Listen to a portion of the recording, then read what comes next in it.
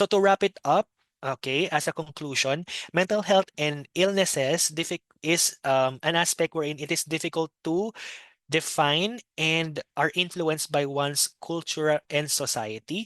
So sometimes since exposed din naman tayo sa culture and sa society, it can also change us.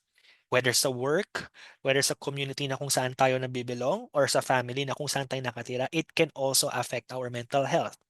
And mental health is influenced by several factors as what we have mentioned a while ago. Pwedeng individual, interpersonal, and social. And the evolution of mental health gave us a picture of what happened in the past and how it is how it evolved through time at paano naging approach natin at present.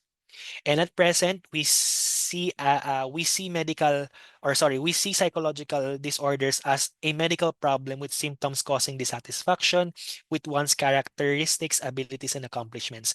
That's why nagiging economic burden ngayon yung mental health conditions because of these effects sa ating mga patients.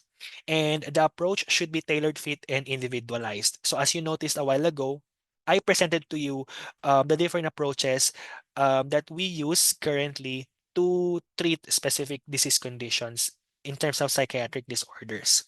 And the treatment modalities depends on the disorder and the symptoms present to that patient.